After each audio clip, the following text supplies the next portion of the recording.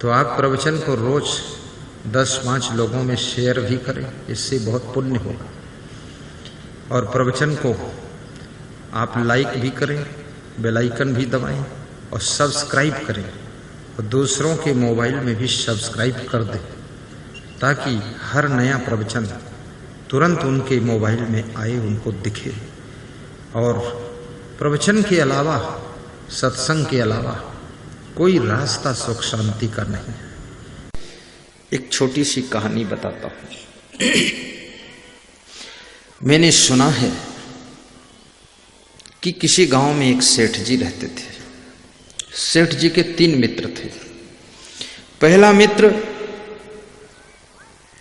सेठ जी के साथ दिन रात रहता था। दूसरा मित्र दिन भर साथ रहे, रात को अपने घर चला जाता था। तीसरा मित्र कभी कभी मिलता था और कभी कभी नहीं मिलता था। तीसरे मित्र से सेठ जी का लगाव भी ज्यादा नहीं था, लेकिन प्रथम मित्र से लगाव ज्यादा था।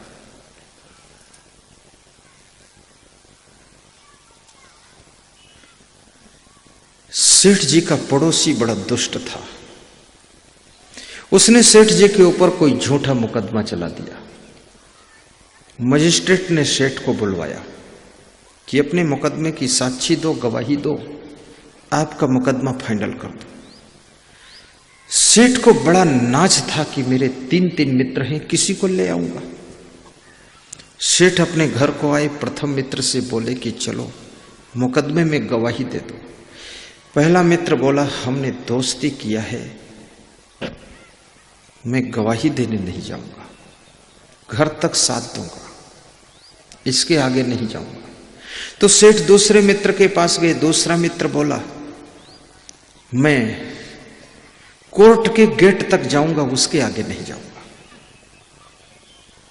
तो सेठ ने कहा, मजिस्ट्रेट के सामने जरूरत है, कोर्ट के गेट पर क्या करोगे?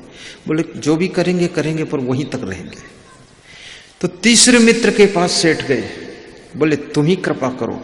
तो उसने कहा, आप तो मुझको भूल ही गए थे, अब स्वार्थ लगा तो मेरे पास आए हो, मैं तो बिल्कुल नहीं जाऊंगा। तीसरा मित्र पूरा इनकार कर दिया। जब मनुष्य का सहारा सब तरफ से टूट जाता है, तब मनुष्य के पास में रोने के अलावा, दुखी होने के अलावा कुछ शेष नहीं बचता है। सेठ जी बैठ गए और रोने लग गए। और रोना भी एक ताकत है, याद रखना। रोना निरर्थक नहीं है, रोना ताकत है। इसलिए महिलाएं जो हंस करके काम नहीं करा पाती है अपने घर में, वो रो करके फिर वो काम करा लेती है। रोना एक ताकत है। और रोने में स्वास्थ्य भी है। रोने से हार्ट अटैक नहीं होता है। अगर तुम सप्ताह में एक बार ठीक से रोते हो तो हार्ट अटैक की बीमारी नहीं आएगी आपको। रोया करो, चालू करो।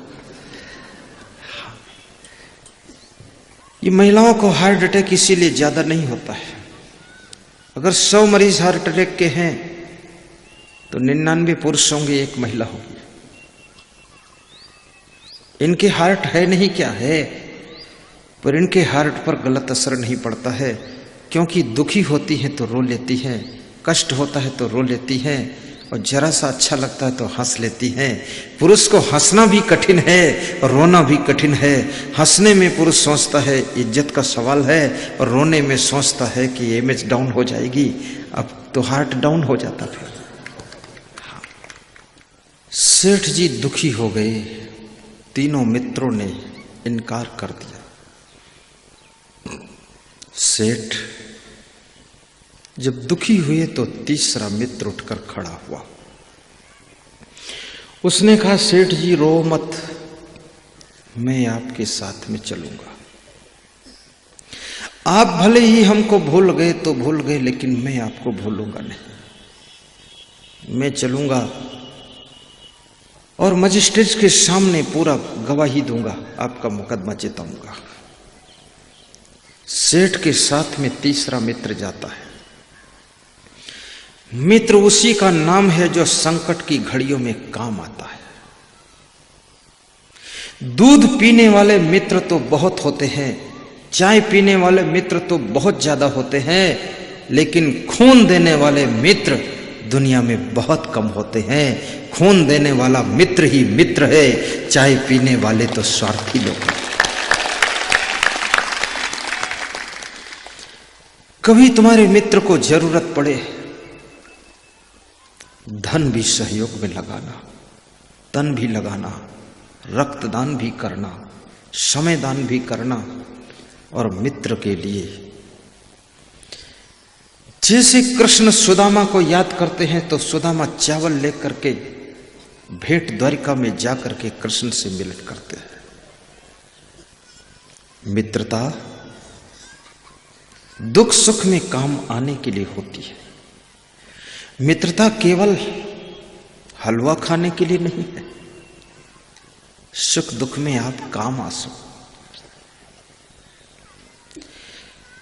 और मैं ये भी कहूंगा, ज्यादा मित्रों की संख्या मत बढ़ाना। मित्र हो कम हो, लेकिन जो हो उनमें दम हो, ऐसे मित्र होना चाहिए। भगवान कृष्ण के मित्र ज्यादा नहीं है, प्रेमी तो सब हैं, लेकिन जो है उसमें दम है। जहां याद करते वहां आता है। मित्रता हो तो ऐसी हो जैसे दूध और पानी में मित्रता होती है। हलवाई जब दूध को खौलाता है मावा बनाने के लिए, तो दूध के भीतर जो पानी का भाग है वो जलने लगता है, तो दूध को सहन नहीं होता है। दूध उबल करके आग की भट्ठी को बुझा देता है। हलवाई फिर एक डिब्बा पानी डाल करके कड़ाह में दूध को ठंडा कर लेता है। दूध जब अपने मित्र पानी को पा जाता है तो फिर ठंडा हो जाता है। फिर हलवाई गर्म करता है और फिर जब उबाल आता है तो हलवाई फिर थोड़ा पानी डाल देता है।